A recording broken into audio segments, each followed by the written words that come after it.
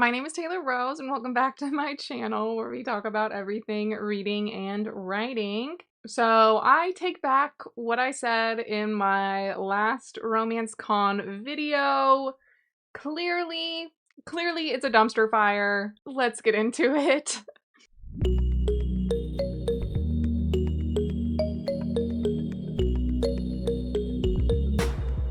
So if you did not watch my last video about RomanceCon, essentially this romance novel convention in Milwaukee came under fire because they were hosting Julie Soto as like one of their main authors who recently published a revamped Harry Potter fanfiction.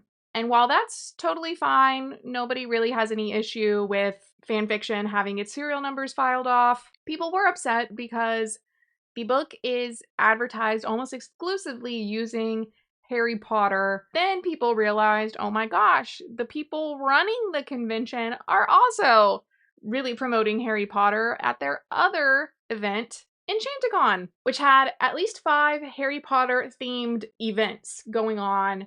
So people were really upset and called out Mischief Management for this. Mischief Management just kept fumbling the ball, handed over control of RomanceCon to a new organizer, and claimed that they would not be receiving any profit. But as we get into the updates, you'll see clearly that was never the case. So let's get into it. You can see at the very beginning of August, Crystal Hope posted on Threads RomanceCon updates. After pledging to help save the event, Jen of All Hats Creative is apparently no longer associated with RomanceCon. None of my emails as a vendor or sponsor were ever responded to. I found this out through an author who posted a Discord chat comment. We have no idea who's running this event now. Vendors and sponsors still have received no information whatsoever, not from RomanceCon or any other event lead.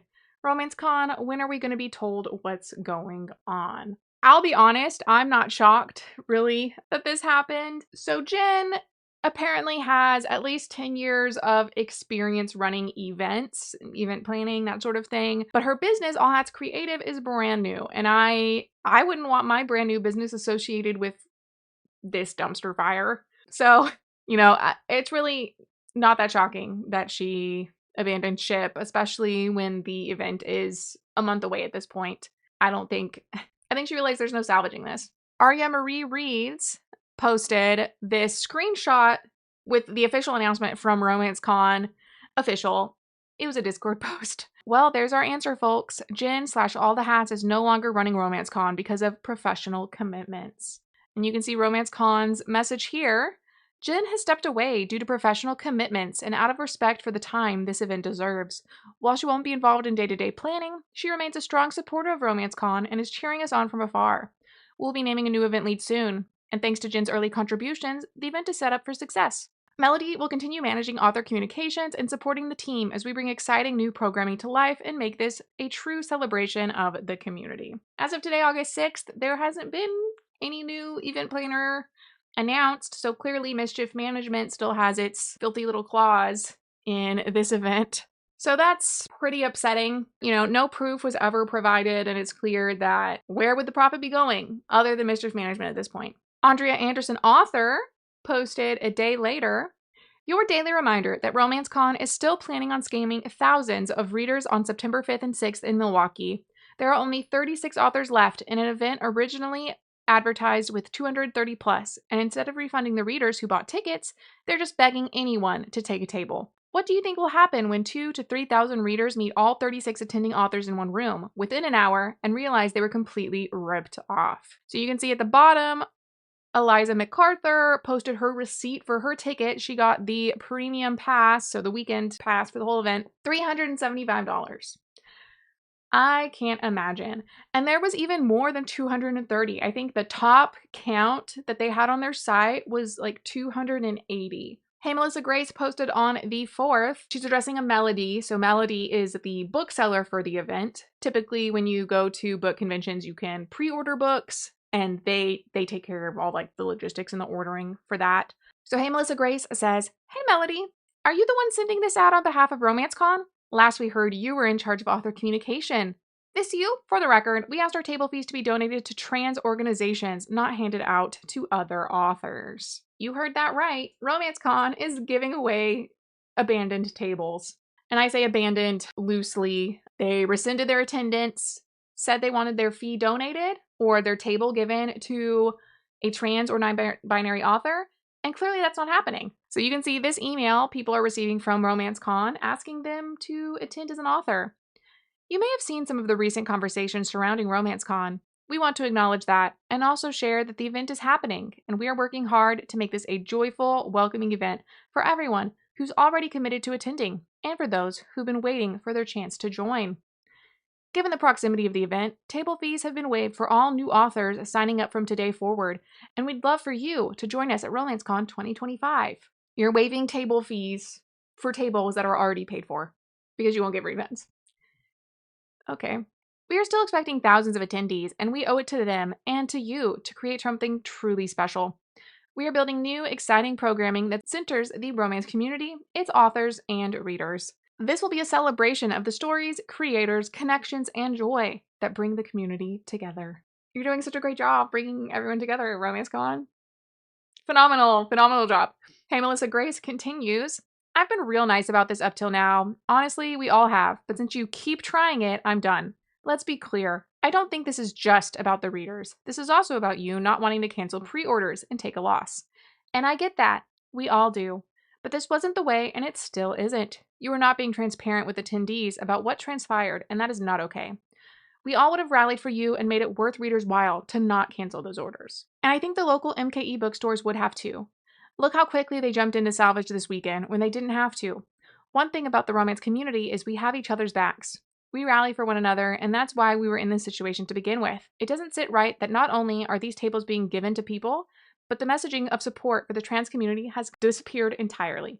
We wanted our table fees to be donated to trans supportive organizations or to marginalized authors, but that's not what's happening.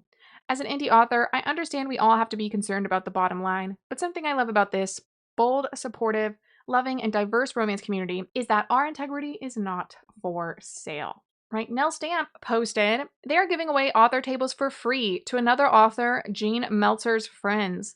Jean, with love, those are tables that queer, trans, and allied authors are not being refunded for because they didn't feel RomanceCon is a safe space for them.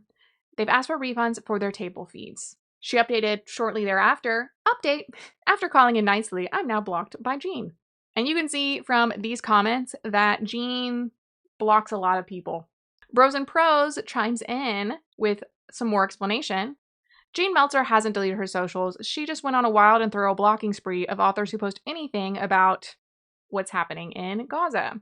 Mischief Management is working with her to produce Jewish JoyCon, and they're giving her and her friends free tables at RomanceCon. You can add this to the list of marks against Mischief Management. Drops Everything and Reads also points out that Jean is quite the advocate of generative AI. Another strike.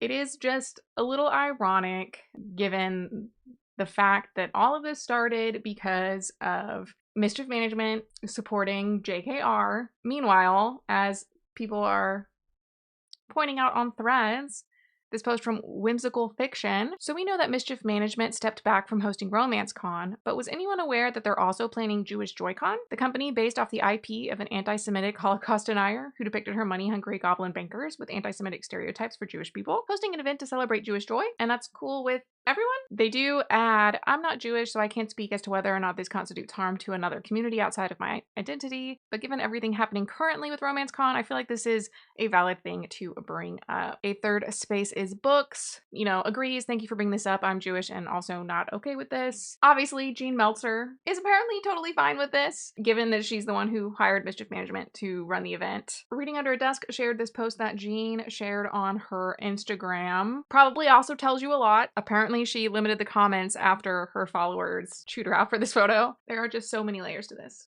In response to these new developments, Hey Melissa Grace shares, while RomanceCon continues to miss literally every single mark, a bunch of authors have come together to create the Authors for Trans Lifeline raffle. It begins Friday. Please spread the word.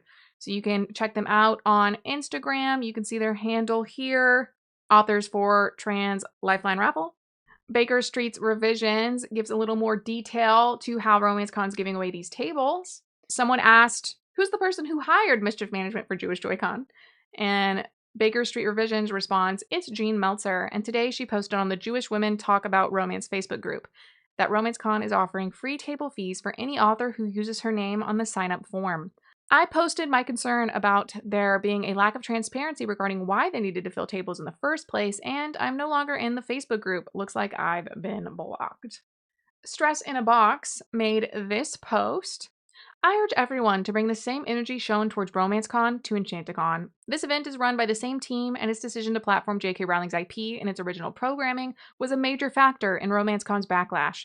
Enchanticon is next week. Over 50% of the authors have withdrawn, and no official statement has been made. Mischief Management is ignoring emails, and attendees remain uninformed. Please help spread the word so authors and readers aren't blindsided. I think with Enchanticon being closer and the fact that it is the, let's say, reincarnation of LeakyCon, probably the audience in general would not be as responsive to what's going on, unfortunately. You can see various authors here complaining that they either never got confirmation after they withdrew their attendance or haven't even seen their names removed. When I was doing research for the last video, you could tell RomanceCon was a lot more responsive to putting up the list of canceled authors than Enchanticon, which kind of just said, these authors and more will be there. Giving them a lot of leeway in terms of their advertising, at least. You can see on Mischief Management's website, they have finally removed RomanceCon, which was lingering, but they have this new addition here, Barbie Dreamfest.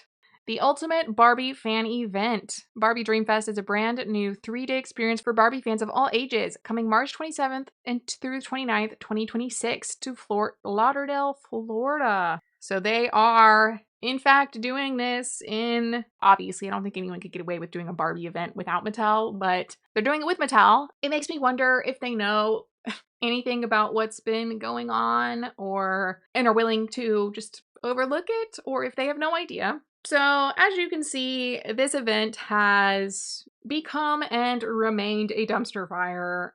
I'm honestly surprised that they didn't contract some sort of PR crisis interventionists or something to try and make this better. It is interesting that summer camp for trans kids never materialized to anything either. I was hoping things would look up, but that is definitely not the case. Well, that is all I have for you today. I will see you next time.